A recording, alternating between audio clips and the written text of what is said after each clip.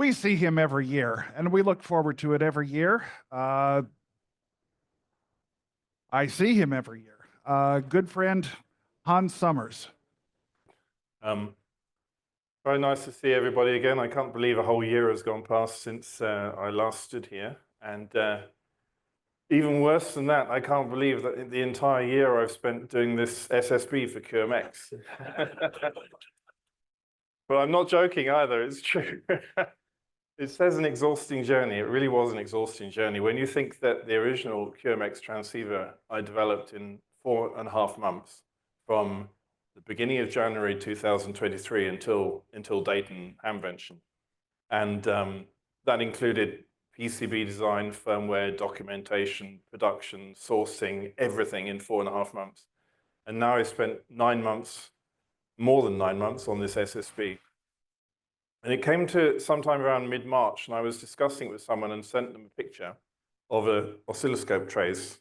And I looked at the file name, and it said July 2024, and I realized at that point I'd spent 9 months banging my head against this wall and gone down into all sorts of rabbit holes, and it was time to stop. So I wrapped it all up and released it into beta.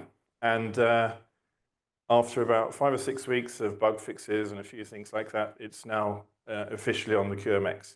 So this is the story of some of those trials and tribulations.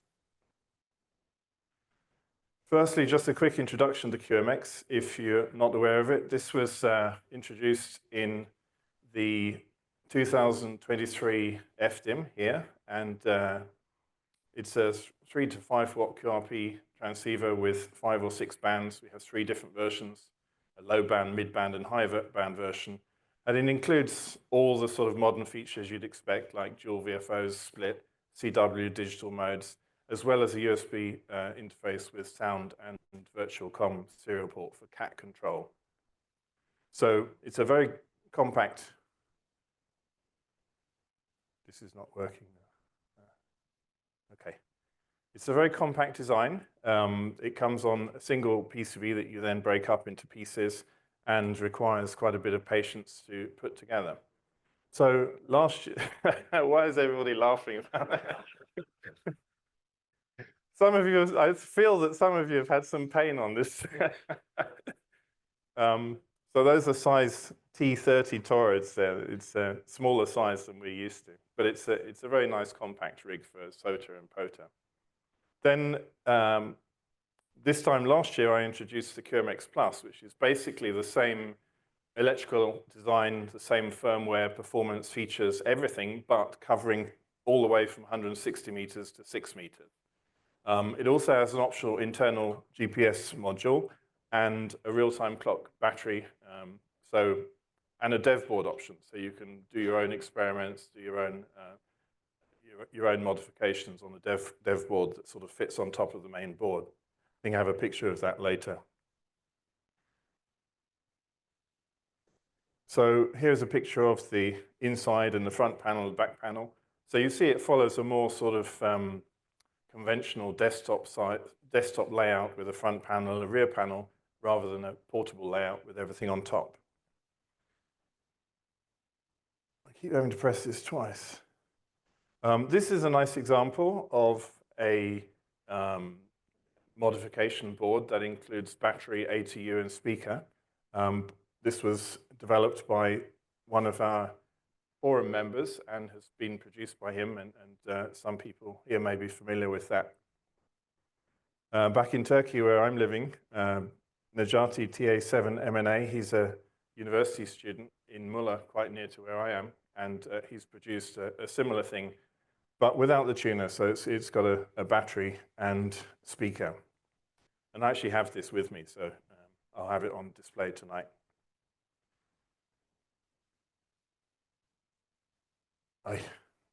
So QMX has some really nice CW features. CW is something that's very difficult to get right. It's something that's very easy to generate.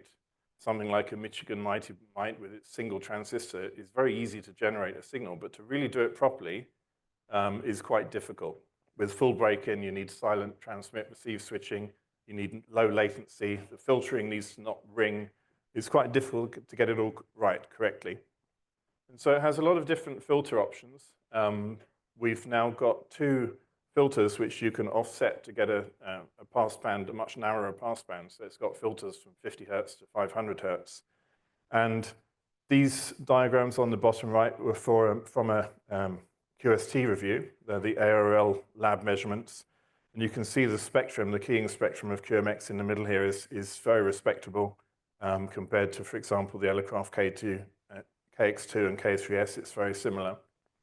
It's got a very nice Blackman-Harris shaping on the envelope edges.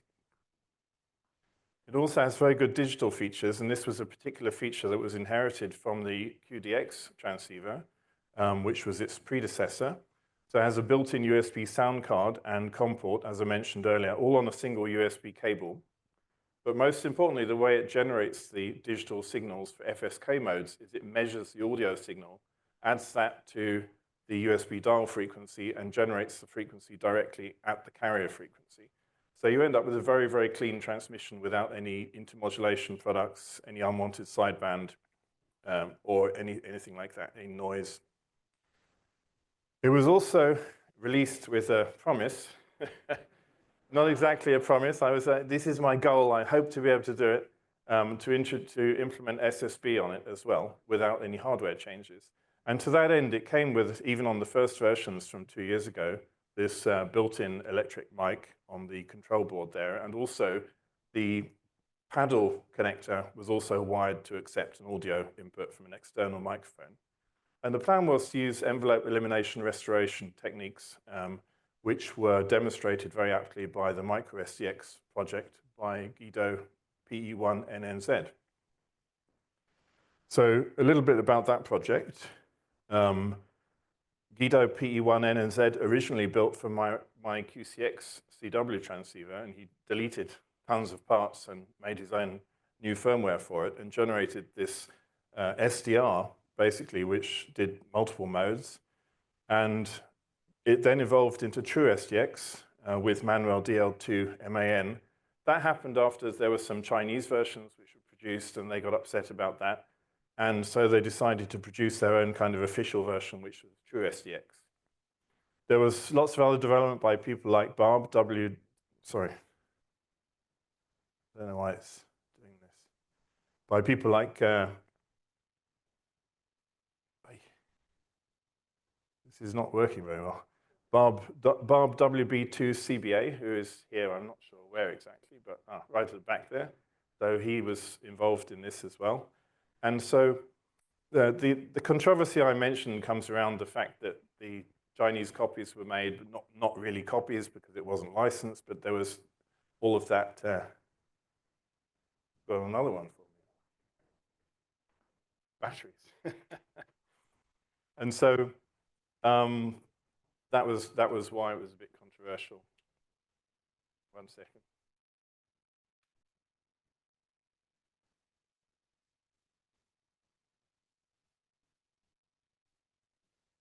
Thank you. And so whilst I hadn't actually done any SSB work before I had released QMX 2 years ago, so that was a bit brave or stupid, depending which says a fine line. I was quite hopeful that I would be able to do it because I had implemented the microphone connection and the amplitude modulation in the QMX. And I also had a much more powerful processor in QMX than they had in microSDX. So microSDX was a miracle to be able to make it work on an 8-bit processor at 20 megahertz. But the QMX has a much more powerful 32-bit ARM processor. And it also has a very linear amplitude modulation system. So theoretically, I thought it would enable me, as long as I put in enough work, to make it do SSB. So I want to take a little bit of a diversion to just talk about some DSP basics, just to a very simple introduction for people who haven't done much DSP before, or just a reminder. So we have a time domain view of things with an oscilloscope screen, which most people are familiar with, and the frequency domain view of things, which is amplitude on the vertical axis and frequency swept across the horizontal axis, which you need a spectrum analyzer for. Used to be a very expensive piece of equipment, but there are some very low-cost options now, like the Tiny SA.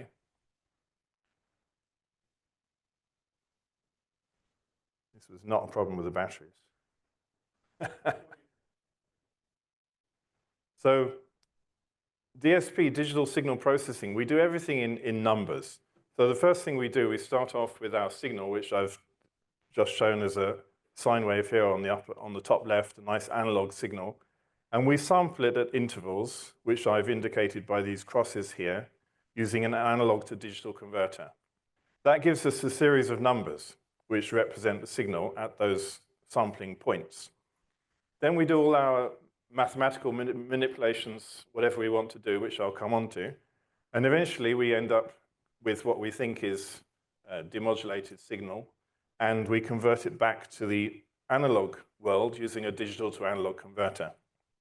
Of course, what comes out of the digital analog converter is this kind of staircase thing, which looks horrible, but that's okay because we can filter that very simply with some simple low-pass filtering on the audio output.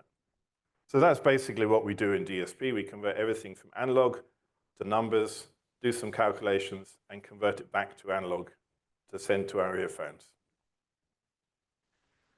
This guy, Nyquist, I don't think I actually spelt his name properly. I think it's a U here, but I don't know. Does anybody know? It's a U. So he said the sample rate must be more than twice the signal frequency being sampled. And you can kind of see that intuitively as well, because if you had exactly 2 samples over a complete cycle, so say our sine wave is this black line here. If we have only 2 samples, we could also fit in a sine wave at double the frequency. So we've lost information. If we only have those 2 samples, we don't know whether we were at double the frequency or single frequency.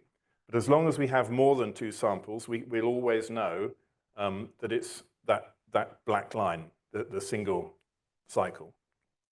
So for that reason, we need at least 2 samples in every cycle, every frequency we're looking at. And that's intuitively why the sample rate has to be more than twice the frequency we're trying to represent. So that was Nyquist's very famous principle of signal processing. Then we come on to the ADC, and we use a 24-bit ADC in QDX and QMX. But 24 bits, the rule in DSP is that each bit is worth 6 dB of dynamic range. But a 24-bit ADC doesn't mean it's 144 dB of dynamic range, because the bottom few bits, the least significant bits, they're just noise. So you have a noise floor in the chip as well as the resolution that you're converting at. In the PCM1804 that I use in the QMX, the dynamic range is about 110 dB according to the datasheet. So some of the things we do mathematically in digital signal processing, we process each of those samples one by one, but often with a filter, we have a whole delay line of samples, a whole buffer full of samples. And at each point, at each sample time, we put a new sample in at one end, and we take a sample out at the other end. And we do some kind of calculation to get that sample out at the other end. In the very simplest case, we just go along and we multiply each of the samples in that delay line by a coefficient, and then add them all up. And that's our final result, which we send to the output. And with this, you can implement all kinds of different filterings, like bandpass filters, low-pass filters. There are various types of filter. Fourier transform converts the signal into buckets, which we used to in that kind of pan-adapter display or waterfall display. We have finite impulse response filters, which are very important. They have a linear phase response if we need that sometimes. Infinite impulse response filters, which are much faster to calculate, and we can use those for things like bandpass filtering on our audio filter, for a CW filter or SSB filter. And then a very important one for us is the Hilbert transform, which is a type of transform which generates a 90-degree phase shift. The Hilbert transform, there was a website called Iowa Hills, and they had a lot of software on there which could generate these set of coefficients. So remember just now I said we have this delay line of samples, and we multiply and add them, for example. by a set of coefficients. Those coefficients are chosen very carefully to create the filtering function we want, or the transform function we want. And the Iowa Hills had a bunch of software to program to get these coefficients out. So one of those was this Hilbert filter designer. The website is long gone, but you can still find it with the Internet Archive and run it on Windows. It's a Windows application, or with Linux on the Wine application. And you can enter the parameters you want, like how many samples there are per second, and the shape you want, the frequency response, how many buckets you want in your delay line. And the more you have, the sharper the filter becomes, but the longer it takes to calculate. So everything is trade-offs. And you need to decide where to spend the CPU time. Interesting aside, actually, I had never, until this project, ever run out of CPU time. I was always having this discussion with you, Jack, about CPU time, because I always ran out of flash memory. So in the QCX, for example, I completely filled the 32K of flash memory, but the CPU time is almost nothing because it's not doing very much. But when you come to DSP, these are quite heavy calculations. And it was the first time ever that I maxed out the CPU. So you very much have to choose where to spend the calculation time. And one of those trade-offs is how sharp you make the filtering, how many taps you put in the filters. So you have to kind of play with it a bit, the various parts of the program, and see what is the limiting factor on the performance. So there are two main types of SDR receivers, things like the ICOM 7300 and the K4 Elecraft. They sample a very wide chunk of bandwidth, and they handle that directly. This is called direct sampling. But it requires very expensive chips. And in something like the QMX, where we want everything to be relatively low cost and also use very little power consumption for portable use, this doesn't go so well. So the older type were the baseband sampling, where you convert everything with a mixer down to baseband, and then you sample it at much lower frequencies. So in QMX and QDX, we use 48,000 samples per second sampling. And you can get very good performance chips, like the PCM1804, that do this sampling at very low cost without too much current consumption. This is the QDX, and QMX, the design of the receiver is very simple. So we have a mixer here, which is a double-balanced quadrature sampling detector, or Taylor detector, if you like. And we get I and Q from that because we feed it with a quadrature local oscillator. And then we send these I and Q channels straight with an analog digital converter into the microcontroller. Inside the microcontroller, we use a Hilbert transform to get a 90-degree relative shift between those I and Q. And then magically, we can add those two channels up and cancel out one of the sidebands, or subtract them and cancel out the other sideband. And that's how we do reception. Now on to the actual SSB. In 1952, there's this guy, Kahn, who came up with this envelope elimination restoration technique, bit of a mouthful. I'll just say EER from now on. And the idea is to split the SSB into separate amplitude and phase components and modulate them separately onto the amplifier. And the big advantage of this is that you don't need a linear power amplifier. So almost all transceivers in the last half century have, since SSB was used, have a linear modulator and a linear power amplifier. By which I mean, if you feed in a signal this size, you want 10 times the signal to come out. If you feed in a signal twice as big, you want 20 times to come out. It should all be linear, a straight line between the input and the output. But that's quite hard to do. When you look at the transistor data sheets, they're all full of curves. And you want lines, straight lines. You can't have straight lines, so you're trying to pick regions on those curves where they're less curved than other regions. And then that all changes when the temperature changes and the impedance changes. And so it's very difficult to do. And this solves that problem by not needing a linear amplifier at RF. Instead, you only need a linear amplitude modulator at the audio frequencies, which is very much easier to do, and you can use multiple devices with feedback. It's much easier to do. So in the 1952 days, all of this was analog, but now we can do all of this with DSP. And the history of this is 2017, QMX article, they had a 500-watt transmitter which used this technique called Polar Explorer. And I saw it here in Dayton, exhibited in Xenia in 2018. And then there was the Micro STX and True STX I mentioned, where PE1 NNZ really showed how to do this and popularized it. So we start with audio from the microphone, and we use a Hilbert transform again to get I and Q channels. And then we get the angle of these I and Q channels by dividing I and Q and taking the arctangent. Like you remember from school when you've got a triangle and you've got opposite and adjacent, and the angle between them, the tangent is opposite over adjacent. Same thing. And then for amplitude, we square the I and we square the Q and add them up and take the square root. That gives us the amplitude. So then we've got amplitude and phase, and we can modulate those separately. For the phase for the amplitude modulation, this is the circuit in QMX which is used for the Blackman-Harris envelope shaping on CW. So you do that on CW to get rid of the key clicks.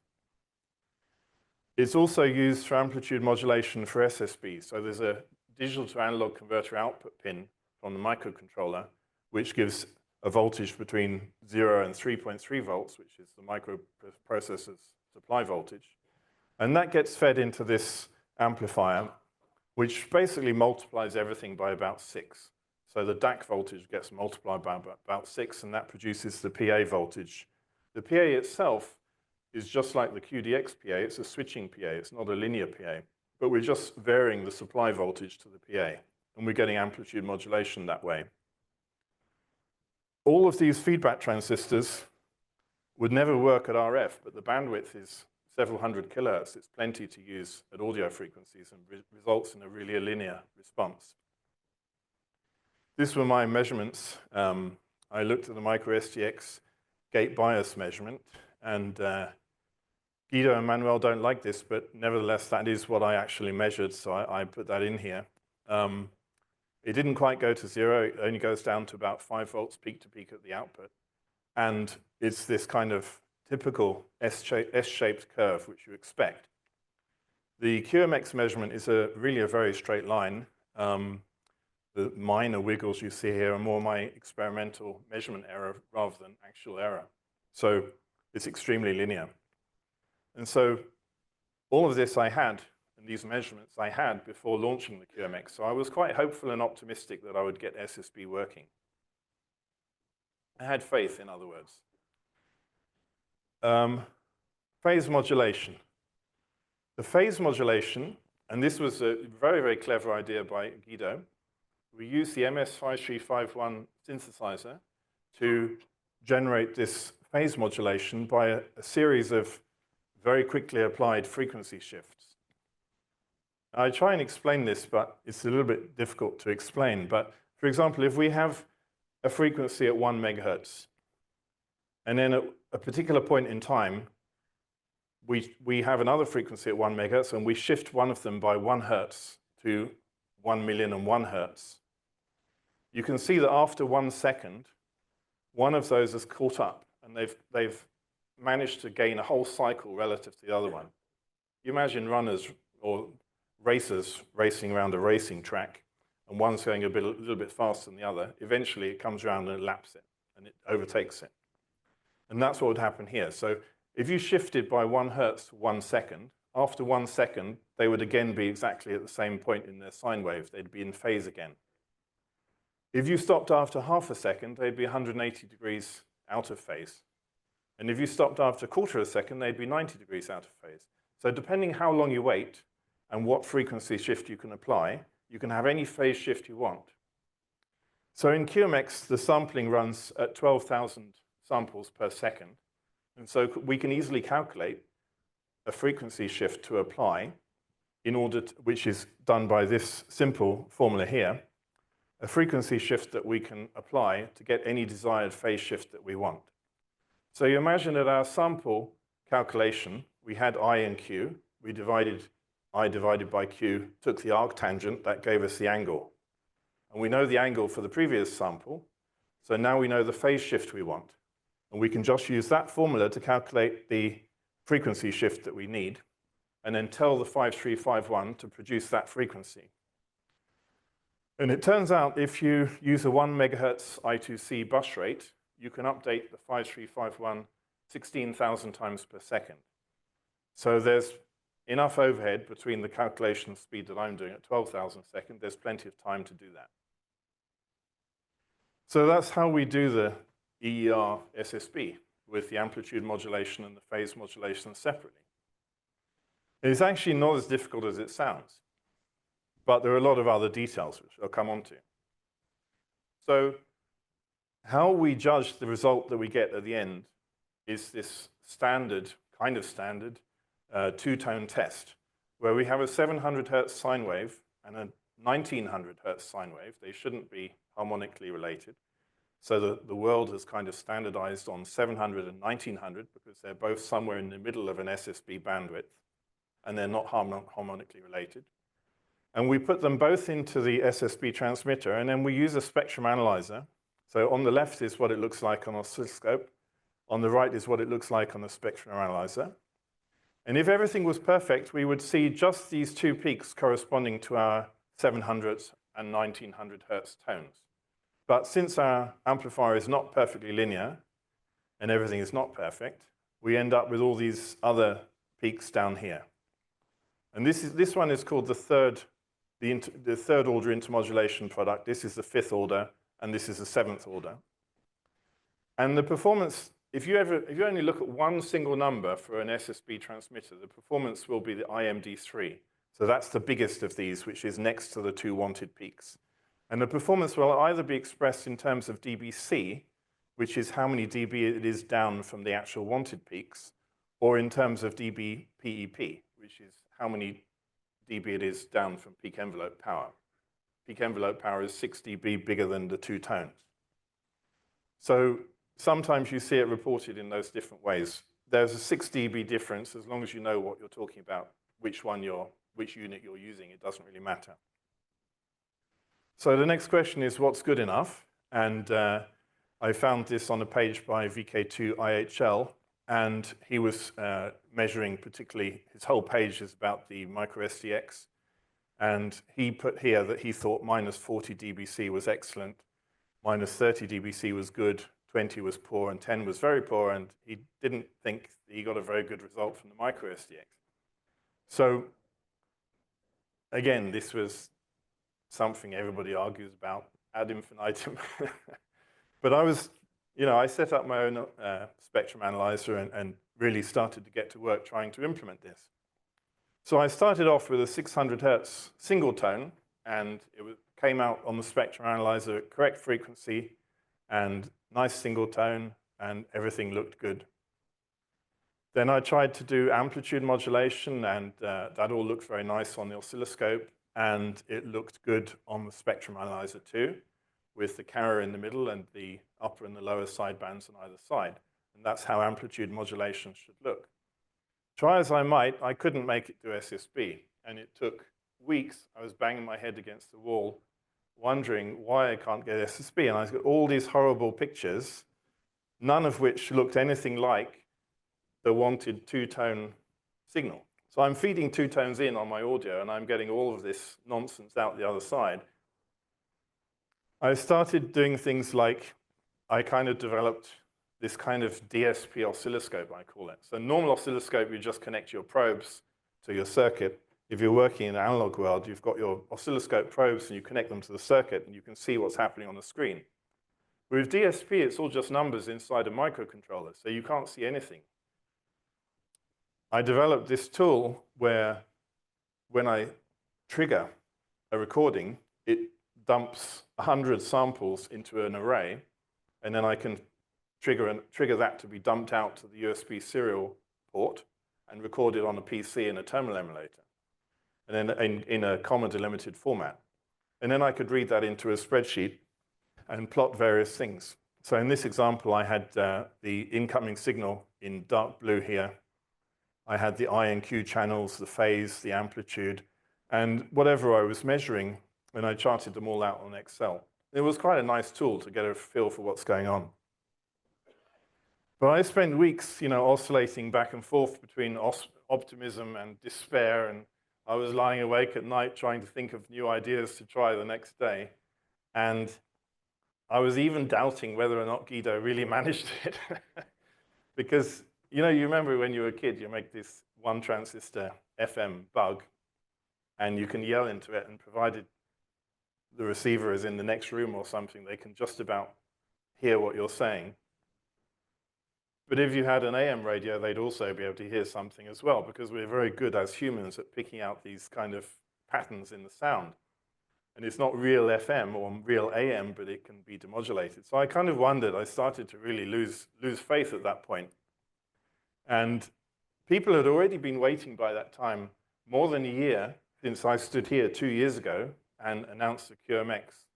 And people were getting a little bit itchy about my promise of SSB. When is he actually going to do it? So I was getting really stressed around this time. This was, I think, around last July.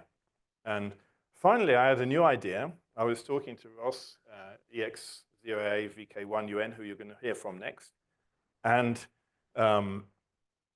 yeah, I started writing my own obituary. The guy made a good try at SSB, didn't quite succeed. But and so I was really, but I had an idea we discussed with Ross, and I had the idea to just try compiling Guido's code directly. So it's open source, the original USDX code. And he had, because he was running on an 8-bit processor, he'd made a large number of approximations for things like the arctangent, the square root, the Hilbert transform, because he had to, because they had to run so quickly to be able to run on such a humble processor. And everything was in 16-bit integers, but it was a very easy thing for me to take just his block of code raw without changing it at all, and change my floating point into the 16-bit integer on the way in, and then vice versa on the way out. So I tried that, I compiled it. 5 minutes later, first time ever, I've got these 2 peaks at the correct place. And I was amazed, so it really does work. And of course, there was all this other stuff going on. It's a very messy picture, but it basically started to work. So I then went and started trying to figure out what was wrong with it, why I hadn't managed. One line by line, literally one line at a time, I was replacing Guido's code with my code as we went through, and then retesting it, and found out eventually where it went wrong. And around that time, my friend is a physics professor in Ankara, Jamal TA2BG. He has a holiday home quite near to me, so when he goes there, he comes over and we have coffee and we talk for 9-10 hours without stopping and things like that. So we had a good discussion and understood the exact problem. It was all about the arctan function, because the standard arctan function in the math.hc library returns an angle between plus and minus 90 degrees. Because when you plotted arctan, I don't know if school was a very, very long time ago, you get 2 arctan waveforms for every 360 degrees. And the arctan function returns just 0 to 180, essentially. Whereas Guido's approximation was looking at the sine of the inputs and working out the entire 360 degrees. So I was only representing half the circle in my polar coordinate space. So it became clear why I wasn't able to get SSB, because I was only got half the circle. It was essentially reflecting back into that half circle. So after I spent some time kicking myself and eventually picked myself up and started working on what else I could do to improve it. And one of the problems I had was the amplitude modulator had this kind of overshoot. It had various defects. They were not bad, but it seemed like it could be improved. So one of the problems was these kind of overshoots. So on the way up the cycle, you'd get this kind of overshoot here where it went a bit too high amplitude and then came back. And correspondingly on the way down, instead of going cleanly down as a staircase, it kind of gradually went down. Furthermore, it didn't quite go to 0 in the middle, where it should be at the 0 crossing point, the phase change point. So I had these various kind of defects, and I had an idea to do interpolation of the amplitude. So there was still 12,000 cycles of sampling and calculation per second. But when I had 2 amplitude points, instead of modulating them on the DAC directly with a staircase, I was doing a much finer staircase in between. So I was doing this sort of linear interpolation between them. And that solved the problem of the overshoots, because the overshoots, I mean, I've given an amplification here. The overshoots were still there, but the step sizes were so small that the overshoots got shrunk. So it was a very nice result. And by this time, I was getting some much more respectable outputs on the spectrum analyzer, very clean outputs. And then looked at phase predistortion, and the 2017 QMX article on the Polar Explorer had also mentioned this need for phase predistortion. Basically, when you put the signal through the power amplifier at different amplitudes, there's a phase shift depending on the amplitude of the RF signal. And if you can measure that and you can come up with a curve, this was something I measured manually on oscilloscope, quite a painful procedure. And if you can measure what that phase shift is, then you know that, for example, if you're at half amplitude, you need to pick a point somewhere here. And what is the phase error at that point? You can then add that to the phase that you really want to cancel out the error. Subtract it, I mean. And so on the amplitude, it was already such a straight line, there's not really a lot you could do about it. But the phase predistortion really made quite a significant improvement. You can see there on the left, that's without the phase predistortion, and whereas on the right here is with the phase predistortion. So all these unwanted products drop quite considerably from the left to the right. Each of these vertical divisions is 10 dB. So it's a quite respectable performance. And in the final implementation, I had a 12,000 samples per second calculation rate. I had been doing a 32 times amplitude interpolation, but that number didn't fit with certain other rates that were going on in the system, whereas 28 did. So I went to 28, which meant that the amplitude was being updated 336,000 times per second. And you can do this. The processor is very powerful. And you can do this with tricks like direct memory access and sending a whole vector to the DAC peripheral without involvement from the processor. So it actually resulted in a 2-tone result of -35 or -36 dBc, that kind of level. And just for comparison, I looked up in the QST reviews and some performance. I had various QST reviews on file that I had been interested in over the years, so you can, QST reviews for everything. But I happen to have the Micro BITX, Elecraft KX2, and Elecraft K3S. And the numbers I'm measuring on 40 meters on a QMX are the same as what they measured for the K3S. So it's a very, very good result, and a surprisingly good result. I've spent a lot of time being amazed at how good this EER actually is. So the next thing I went into, because as I said, there were many rabbit holes in this, was controlled envelope single sideband. And controlled envelope single sideband was introduced in QEX in an article in 2014. By the way, just to mention, there's a very comprehensive article in the conference proceedings document. So don't worry, there's references for all of this and a lot more details in your booklets. And this is implemented in very few radios, in the Elecraft K4 and the Apache Anand SDR, the Flex Radio SDR software. I believe just those 3, I might be wrong. These are 3 I know of. And it doubles the effective transmitter power by increasing the average to peak power ratio. And the reason for this is that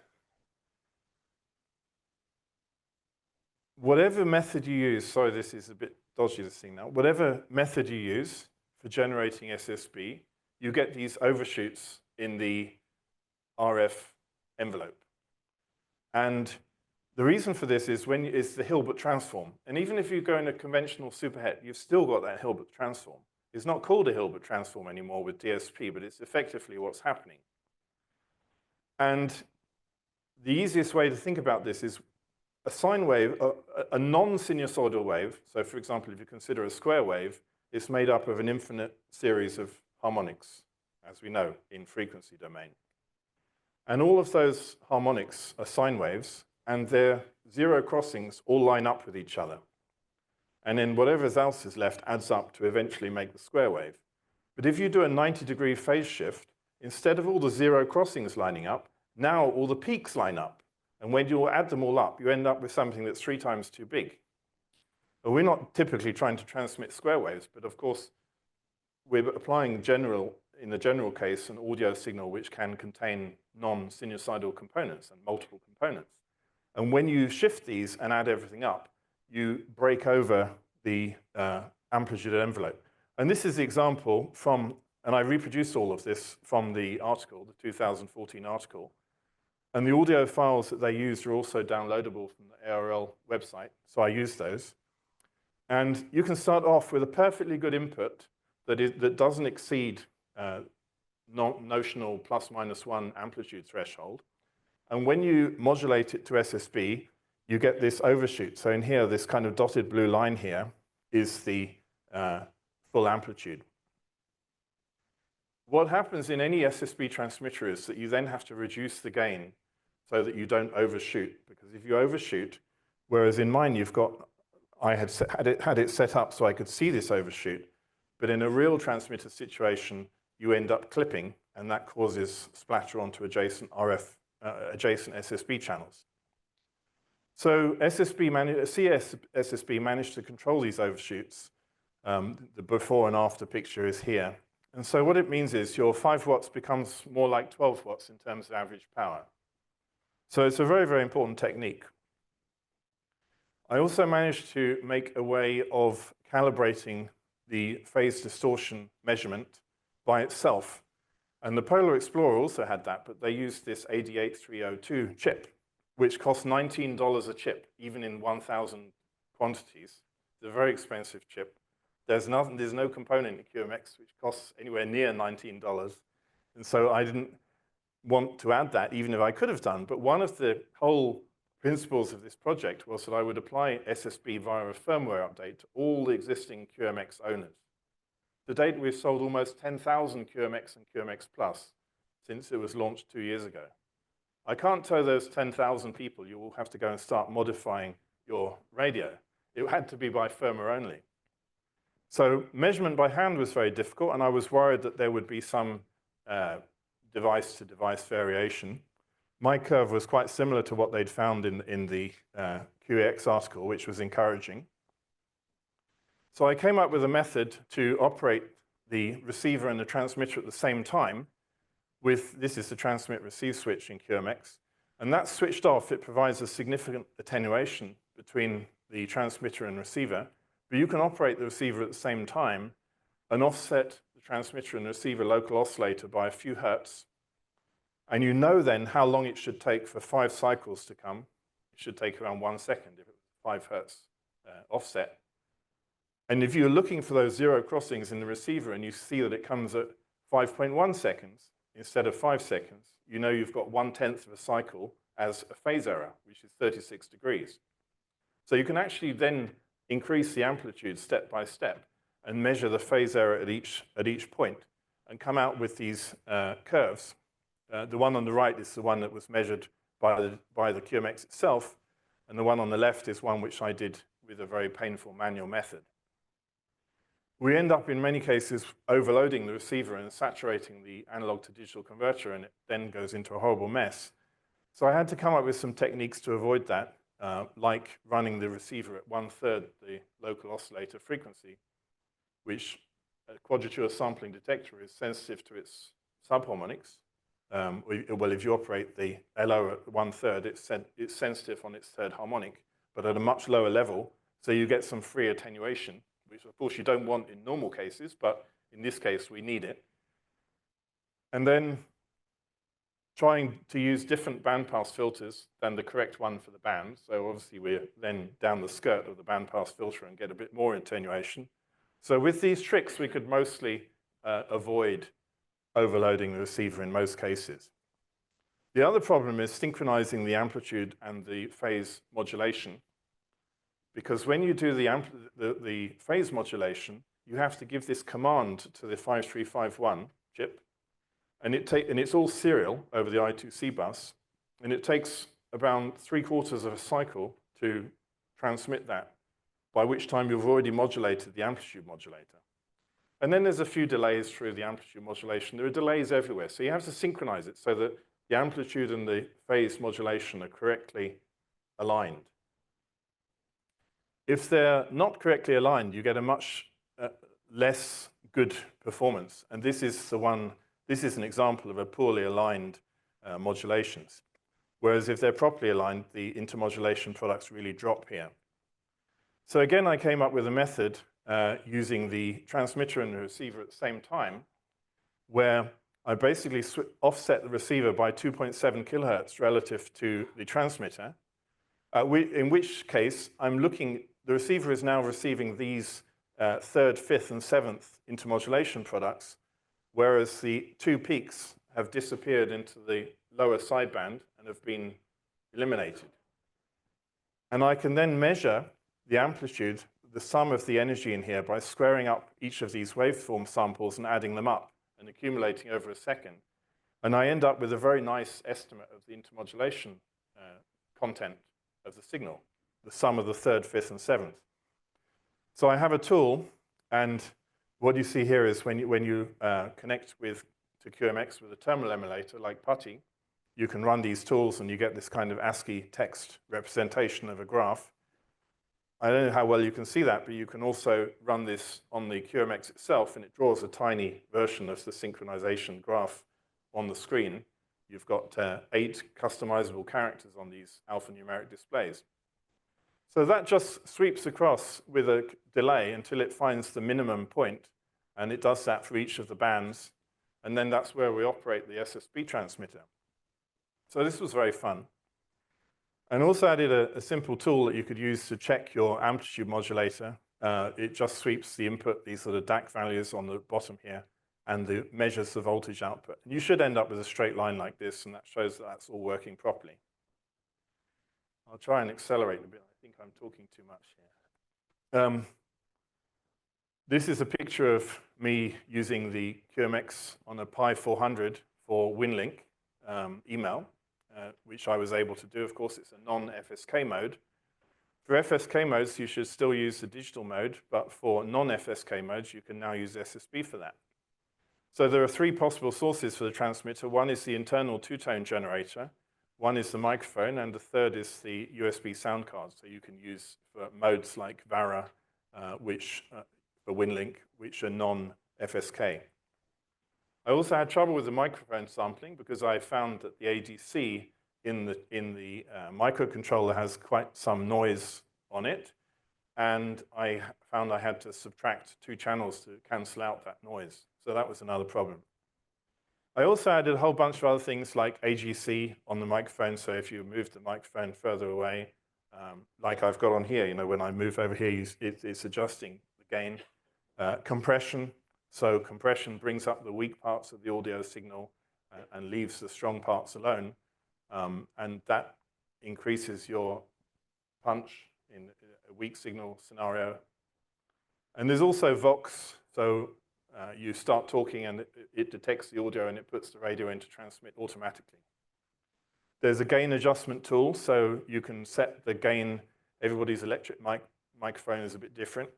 And it shows a scrolling view on the screen of the signal, so you can just talk into it normally and see whether you're going into the red area or just about going into it, and that'll be the correct level for your microphone.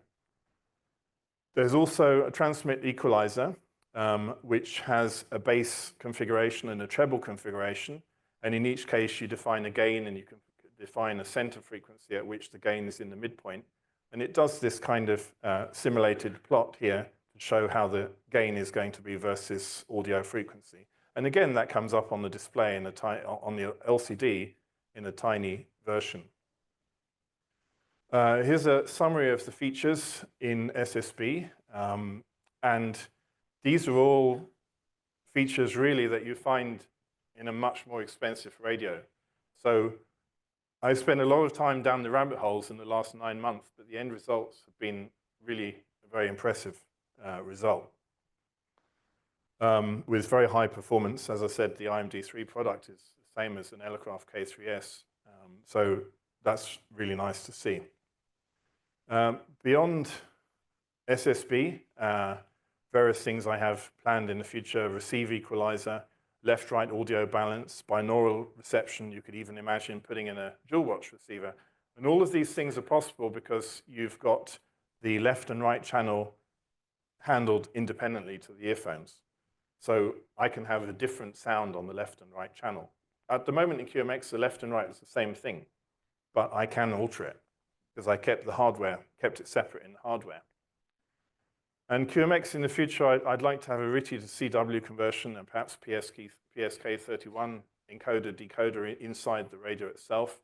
I want to put an QRSS whisper beacon like is in the Ultimate 3S. I want basic scripting so that you can, basic programming language interpreters, so you can script. There are GPIO pins which you could use to control other things on the QMX Plus. Logging tools, maybe a rudimentary pan adapter, maybe a module, as we saw earlier, had been developed, which has battery and speaker and ATU. So these are all possible future developments. QMX is not finished, but the SSB is a very big step. In the end, I was really, really impressed by EER and surprised by the excellent performance. There is even potential for further improvement. As I said, I showed you the overshoot in the amplitude modulator. If I devote some more attention to the hardware to get rid of that small amplitude piece where it can't get to 0, and to get rid of that overshoot, maybe a more powerful processor to run it at 16,000 samples a second instead of 12, things like that, it could improve even further. And to me, it was just amazing that I mentioned those transistor curves in the data sheet and all the decades that the RF engineers have been fighting these curves, trying to make them straight. And this totally solves that problem. You don't need straight lines anymore. The amplifier is also more efficient because it's not in any linear operation. It's just hard switching on and off. Or potentially so if you used a more advanced amplitude modulator. So big thanks to Guido, PE1NNZ, because although he didn't originally invent it, but he really showed how to do it in a modern platform with a modern device like the 5351 for the phase modulation. And so he's really the giant whose shoulders I stand on here, and just implemented it with more powerful processing and hardware, but the concept is there from before. So a huge, long battle, but it's really been worth it. And finally, final slide, just a small commercial break from the shameless commerce division, as as Grayson called it, I think, for the QMX. We make the kit, and we also produce an assembled radio. We have so far sold almost 10,000 QMX Plus transceivers in 2 years. My team in Turkey produce around 250 assembled radios per month. So it's become quite a big operation. I do have some here with me this evening. I was a little bit scared of the tariff situation, so I don't have a huge number here as I did in previous years, but I have some here. So thank you very much, and any questions I'd be happy to answer. Thank you.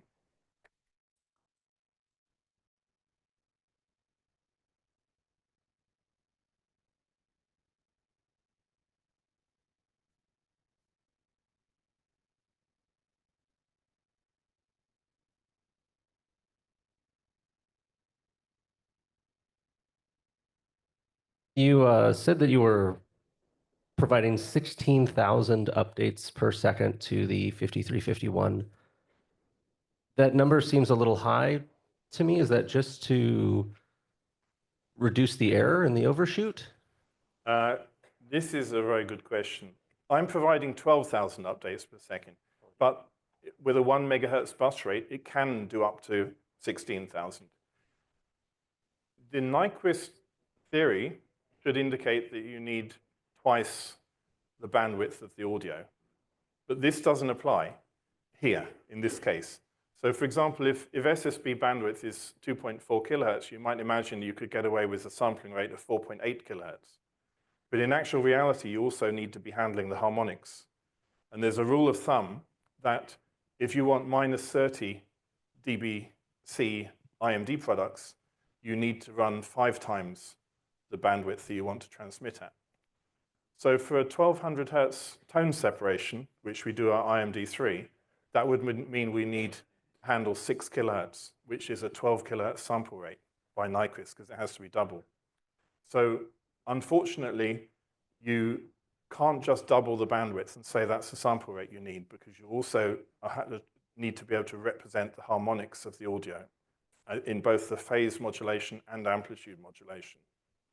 So just looking at it purely in terms of a lower bandwidth and saying you need twice the audio frequency is too simplistic in this case. I think I explained about this more somewhere in the article as well. It's in there somewhere. But it's very important. The higher you get it, the lower the intermodulation products. And the rule of thumb in this case would mean I would get minus 30. But because I'm doing that interpolation as well, I think it actually improves the situation further. Thank you. And are you running that 5351 faster on I2C than its datasheet would recommend? I know on the SI, you're capped at 400K, but well, you can get away with more. It doesn't say that. It says that it works at both the standard 100 and 400 kilohertz frequencies. It doesn't say what the maximum it can do is. And at the time, the I2C bus specification has kind of enhanced over the years, and they have now a 1 megahertz rate. They have an even faster rate than that. And so quite possibly when they wrote that documentation, 100 and 400 kilohertz were the standards. So they said it's working at both of those. But it doesn't actually specify what the maximum is. So experimentally, I went to 1 megahertz. I couldn't go any faster than that because there's an EEPROM chip on the same I2C bus, and it really doesn't want to go faster than 1 megahertz. And if you try, it gets very upset, and it starts spewing out nonsense at the same time you're trying to talk to the 5351. So 1 megahertz was as fast as I could go. But it would be interesting on its own bus to see what happened. Hans, with all those millions and billions of calculations you're doing for sideband, what's been the impact on current consumption? Well, firstly, you're doing the calculation anyway. The processor is running anyway at that rate.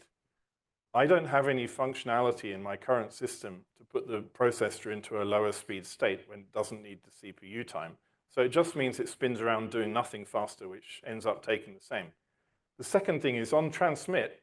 So on transmit, it's using about 93% of the CPU capability just for the SSB generation. So I almost maxed it out. Jack, see, I got there. I did max it out during my experiments. I got to 93% because there's still some other functions in the system, like managing the switch mode power supply buck converters, which use a few percent. So you don't want to get it too close to 100. But during transmit, using that high power consumption doesn't matter anyway, because your transmit is anyway using a large power consumption. So the percentage-wise doesn't make too much difference. It's during receive that it's important. During receive, the CPU is currently running about 35% utilized. But as I said, the other 65% of the time is just spinning around very quickly, doing nothing. So I think there's scope for further optimization there to reduce the CPU speed automatically when it's not needed. Hans, Farhan here. There. First, I get your pain about taking 9 months to do SSB. I've been, taking 6 months to do CW on ZBitX.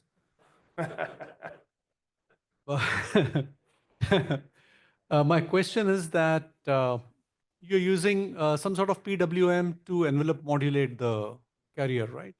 I'm using what, sorry? Some sort of pulse width modulation to modulate your envelope? No, I'm not. I'm modulating the carrier with a linear amplitude modulator.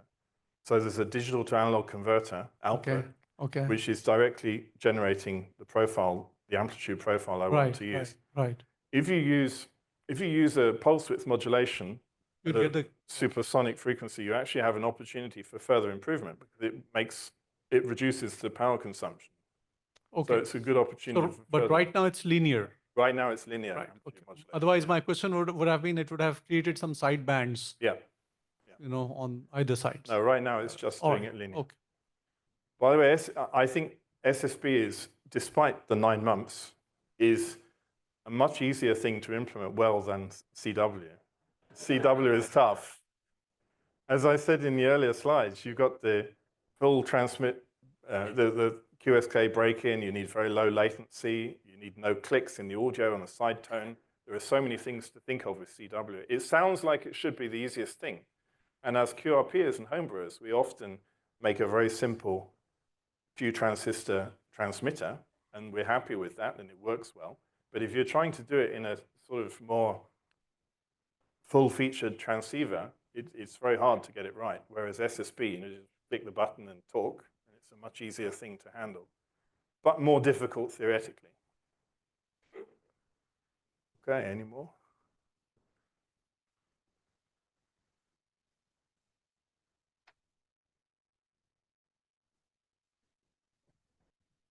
From a practical point of view, when you're doing the calibration, is that dependent on the voltages that you're using to run the finals? Or in other words, can you do it at one voltage and then run the CESSB at a different voltage where you get the same results? Yeah, the synchronization between the amplitude and phase modulation is not dependent on the amplitude, but the phase error correction is. So that one, you really need to run it up to the full voltage that you intend to use. Because otherwise, say you've only done your calibration up to 9 volts, it'll have a curve up to 9 volts.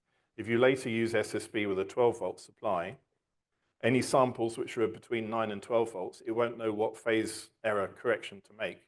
So you really do that to the full. If you haven't done it, it does an extrapolation at the moment, and many of the curves actually get very shallow at the high voltages. So it's not that critical. In any case, the performance is very good even without the calibration, so it's not that critical. It's just... So if you go the other way from 12 volts down to 9 volts or 7 volts, that would be fine. Yeah, it's still fine, but Okay. it will be better if you do it all the way to the full. And all of it, these tools, they're boys' toys we play with. We want to make things a bit better, even better, and see how the... It's very fascinating how it does the self-calibration, how you can do that. It's all nice things to play with. All right. Thank you very much.